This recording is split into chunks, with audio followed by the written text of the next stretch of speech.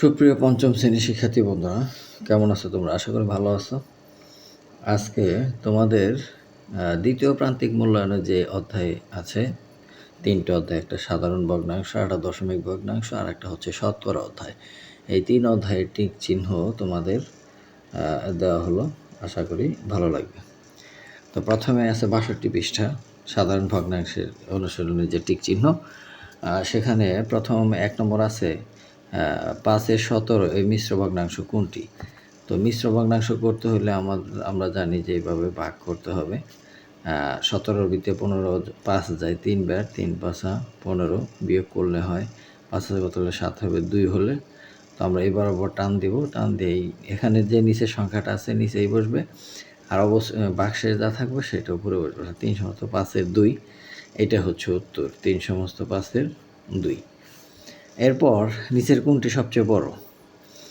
তো নিচের কোনটি সবচেয়ে বড় বা ছোট, এই অঙ্কগুলোর ক্ষেত্রে আমরা সবসময় দেখব যে লব বা হর যে কোনো একটা সমান হবে। তার যদি সমান না হয় তাহলে আমাদের রাফ করতে হবে, একটু হর বা লব সমান করে নিয়ে তারপরে কাজ করতে হবে। যেহেতু এই ভগ্নাংশগুলো যে উত্তর দিছে সবগুলোরই লব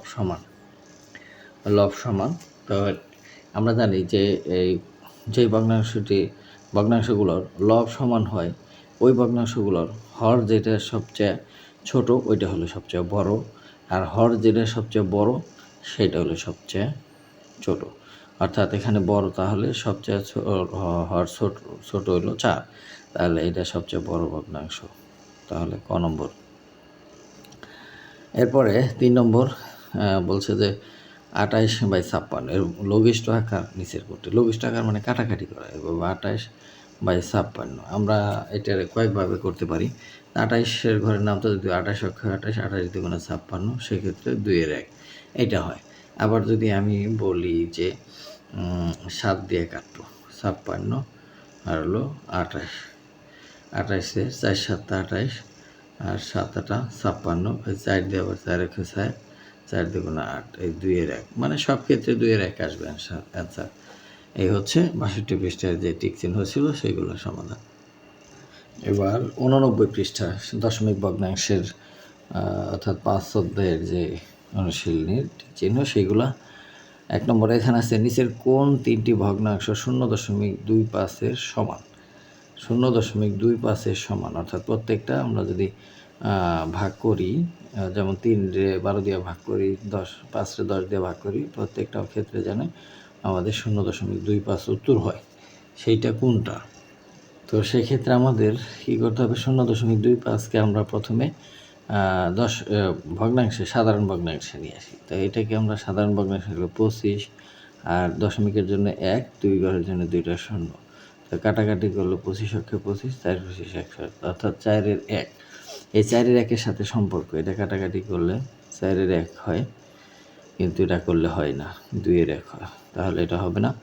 এটা 4-এর 1, এটা কাটলে 4-এর 1, আবার এটা কাটলে 4-এর 1, শুধু এইটাই সবগুলো এত সমান হয়, এবং সেটা মানে হচ্ছে 0.25। আর বাকিগুলো হবে কিনা, এটা হলো 0.5, এটা হয় না। আর 6, এটা 4 1 4, 4-এর 1 একটা, কিন্তু এটা না, তাহলে এই খ নম্বরেই সঠিক উত্তর।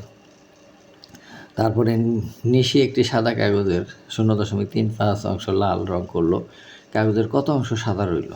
তাহলে টোটাল অংশটা হচ্ছে আমাদের 1, তাহলে 1 থেকে 0.1 বিয়োগ, অর্থাৎ 1 0 0, আর এটা 0.35। আমরা যদি এটা বিয়োগ করি তাহলে 5 কত হলে 10 5 হলে 3 আর 1 4, 4 আছে কত হলে 10 হবে 6 হলে, আর 1 1 মিলে গেল 0.65। কত অংশ সাদা হলো? 0.65 অংশ সাদা হলো, অর্থাৎ টোটাল অংশটা 1 ধরে তার থেকে এটা বিয়োগ করতে হবে। এবার 3 নম্বরে 87 এত গুণ করলে কত হয়? তাহলে আমরা এখানে 1 আছে, 1 দিয়ে এটার গুণ করলে কত হয়? 87 ওকে 87, কয় ঘর পর দশমিক? 1 2 3, তাহলে 1 2 3 বানাইতে হলে 0 দিয়ে তারপরে 3 ঘর পূরণ করতে হবে, অর্থাৎ 0.087, এটাই হচ্ছে এটা সঠিক উত্তর। আমি আবার বলতেছি যে শুধু এই দশমিক বাদ দিলে 1 থাকে, 1 দিয়ে গুণ করলে যা আছে তাই, হ্যাঁ, তারপরে কয় ঘর পর দশমিক 1 2 3, এই যে 1 2 3 ঘর পর দশমিক বসে তার আগে একটা শূন্য দিতে হয়। হ্যাঁ, এটা হচ্ছে সঠিক উত্তর। তারপরে 4 নম্বর বলছে যে 57.7-কে 10 দ্বারা ভাগ ভাগ করলে দশমিক বাম দিকে আসে, গুণ করলে দশমিক ডানে চলে যায়।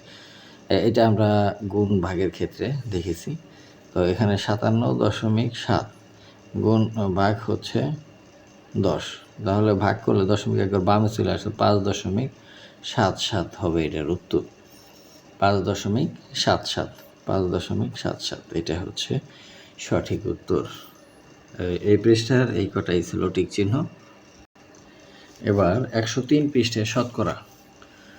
এখানে একটি সংখ্যার 50% হলো 6 হলে সংখ্যাটি কত? তাহলে একটি সংখ্যার 50% অর্থাৎ সংখ্যাটি ধরলাম এক্সের 50% সমান হচ্ছে 6।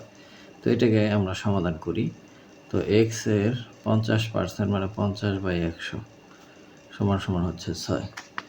এখন এটা কাটা গেল 2, এখানে এক্সের সাথে 1 গুণ করব, আর এই 2 এই 6-এর সাথে যা গুণ হবে, তাহলে সমান কত হলো? এক্স সমান হচ্ছে 6 দুগুণে 12, তাহলে এক্সের মান 12, সংখ্যাটি কত? 12। এরপরে নিচের কোনটি সঠিক? আমরা নিচে যদি 100 বানাই, এটারে যদি 100 বানাই 4 দিয়ে গুণ দিতে হবে, এটার 4 দিয়ে গুণ, 4 9 36%, এটা 45 ঠিক না। আবার এইটা ঠিক আছে, 4 25 100 আর 4 9 36%। আর দরকার নাই, খ নম্বরে সঠিক উত্তর। এরপর বলছে নিচের চিত্রে কত পার্সেন্ট জায়গা রং করা আছে? অর্থাৎ পার্সেন্ট বলতে 100।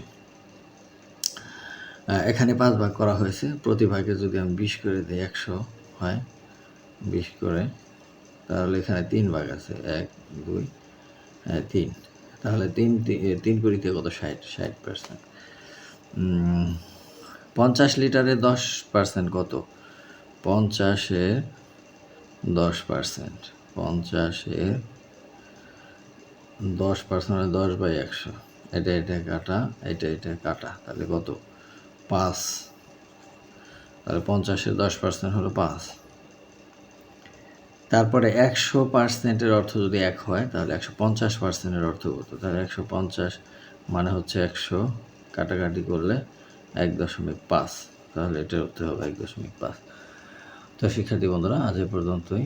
দেখা হবে পরবর্তী পৃষ্ঠার ভিডিও নিয়ে। সে পর্যন্ত সবাই সুস্থ থাকবে। ধন্যবাদ সবাই।